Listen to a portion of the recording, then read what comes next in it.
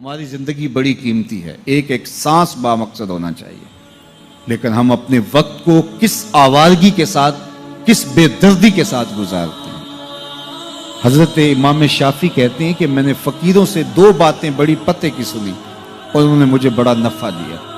یہ بہت بڑے بزرگ ہونے کے باوجود، اتنے بڑے عالم اور فقیہ ہونے کے باوجود یہ درویشوں کی صحبت میں جا کے بیٹھتے تھے۔ حضرت امام احمد بن حنبل کو کسی نے دیکھا کہ حضرت بشر حافی کے پیچھے دوڑ رہے ہیں، تو کسی نے کہا اتنے بڑے امام ہو اور اتنے بڑے فقیہ ہو، اس فقیر سے کیا ڈھونڈتے ہو، بشر حافی سے کیا تلاش کرتے ہو؟ تو حضرت امام احمد بن حنبل نے کہا کہ احمد بن حنبل جس رب کو مانتا ہے، بشر حافی اس رب کو جانتا بھی ہے۔ تو فقیروں کی باتیں بڑی پتے کی ہوتی ہیں، تو کہتے ہیں کہ فقیروں کی دو باتوں نے، امام شافعی بولے، کہ مجھے بڑا فائدہ دیا۔ ایک تو یہ الوقت سیف قاطع، وقت کاٹ دینے والی تلوار ہے، اگر وقت کو تم کاٹو گے تو ٹھیک، ورنہ وقت تمہیں کاٹ دے گا۔ اب تمہاری مرضی ہے کہ وقت کے گھوڑے پہ تم سوار ہو کے اپنی مرضی سے وقت کو چلاؤ، یا پھر تم وقت کے رحم و کرم پہ ہو اور اس کی موجیں تمہیں جس سمت چاہیں بہا لے جائیں۔ اب تمہارا اختیار ہے کہ تم اپنا وقت کیسے گزارتے ہو۔ دوسری بات جس نے مجھے بڑا نفع دیا وہ یہ کہ اپنے آپ کو نیکی کے کاموں میں لگا دو، ورنہ نفس تمہیں برائی کے کاموں میں مشغول کرتے۔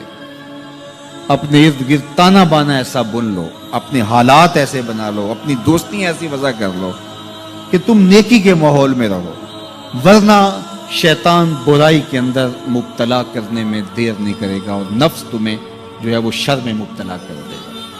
تو فرمایا کہ کسی شخص کے اسلام کا حسن یہ ہے کہ وہ بے مقصد کاموں کو چھوڑ دے۔ ہم تو بعض اوقات بیٹھتے ہیں تو گھنٹوں بے مقصد بیٹھے رہتے ہیں اور قیمتی سے قیمتی وقت ضائع کرتے ہیں۔ حضرت اویس کرنی رضی اللہ تعالیٰ عنہ کو حضرت عمر رضی اللہ تعالیٰ عنہ اور حضرت علی المرتضیٰ رضی اللہ تعالیٰ عنہ ملنے گئے، حضور کا سلام دیا، حضور کا پیغام دیا، اللہ اکبر۔ تو ویسے کرنی تو تڑپ گئے نا، چشمان سے آنسو ہیں اور بار بار پوچھتی ہیں میرے حضور کے لبوں پہ میرا نام کیسے آیا تھا۔ حضور نے کہا تھا نا کوئی اویس بن عامر کو ملے اور میرا سلام دے اور اس سے کہے کہ میری امت کی بخشش کی دعا کرے، اللہ اکبر۔ تو یہ ملنے گئے حضور کی وصیت اور حکم کے مطابق، حضور کا سلام دیا، تو یہ بار بار کہتے تھے حضور کے لبوں پہ میرا نام کیسے آیا، اللہ اکبر۔ تو جب یہ تڑپ دیکھی تو کہا اتنی محبت اور اتنا پیار تو حضور کو ملنے نہیں آئے، حضور کو دیکھنے نہیں آئے۔ تو حضرت اویس کرنی فرمانے لگے تم نے میرے حضور کو دیکھا ہے؟ تو یہ خاموش ہو گئے، تو کہنے لگے میں نے نہیں نہ دیکھا تو مجھ سے پوچھ لو، تم پہلے بتاؤ کہ حضور کے ابرو جڑے ہوئے تھے یا کھلے ہوئے تھے؟ اللہ اکبر، تم نے تو حضور کو دیکھا ہے تو ذرا بتاؤ نا۔ پھر خود ہی فرمانے لگے جس نے نہیں دیکھا اس سے پوچھ لو۔ کہا کوئی قریب سے دیکھتا تو کھلے ہوئے نظر آتے، دور سے دیکھتا تو جڑے ہوئے نظر آتے۔ معلوم ہوا کہ حضور کی قربت میں ہی رہے ہیں اگرچہ بظاہر دور رہے ہیں۔ تو یہ اتنے جلیل القدر صحابی ملنے گئے، کچھ دیر باتیں کی، اس کے بعد حضرت اویس کرنی نے ہاتھ بڑھا دیے، کہا اچھا آپ نے بھی آخرت کی تیاری کرنی ہوگی، میں نے بھی کرنی، اچھا حشر کو ملیں گے۔ اللہ اکبر۔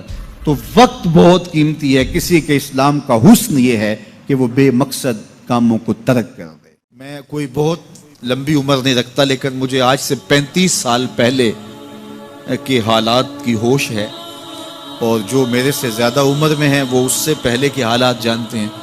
تو میرا بنیادی طور پہ ایک دیہات سے تعلق ہے، تو میں اچھی طرح جانتا ہوں کہ لوگوں کے پاس جو آج کچھ ہے وہ آج سے 35-40 سال پیچھے نہیں تھا۔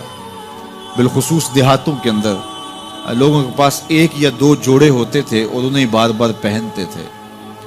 کسی شادی یا بیاہ کے موقع پہ جانا ہوتا تو بعض اوقات کسی سے وہ لباس یا جوتے مانگ کے لے کے جاتے۔ مجھے اچھی طرح یاد ہے کہ اس زمانے میں لوگ اپنے کندھے پر ایک کپڑا رکھا کرتے تھے، اور شادی پر اگر کسی نے جانا ہوتا تو جس کا کپڑا بہت اچھا ہوتا تو اس سے وہ مانگ لیا کرتے تھے کہ میں نے ذرا شادی پہ جانا ہے۔ بڑے بھائی کے جوتے پہن لیا کرتے تھے، اور اسی طرح گزر ہوتا تھا۔ کبھی کوئی شکوہ زبان میں پیدا نہیں ہوا تھا، اور لوگوں کے شکستہ سے کچے گھر ہوتے تھے، اور گھر کے صحن میں ایک درخت ہوتا تھا، دوپہر وہاں کاٹ لیتے تھے۔ اکثر لوگ دوپہر کا کھانا تیار نہیں کرتے ہوتے تھے، دودھ پی کر کے ہی گزارا کر لیتے تھے۔ صبح کو ناشتہ اور شام کو کھانا ہوتا تھا، لیکن اس کے باوجود اللہ کا شکر کیا کرتے تھے۔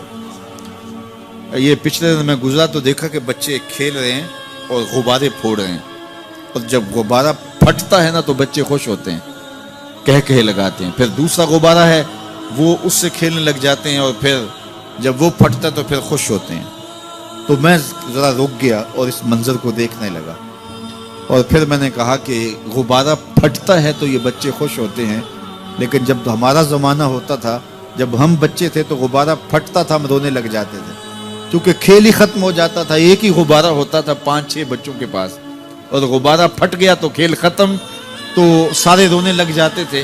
اور اب یہ غبارے پہ غبارہ پھوڑ رہے ہیں اور خوش ہو رہے ہیں، تو کہاں سے کہاں ہم آ پہنچے۔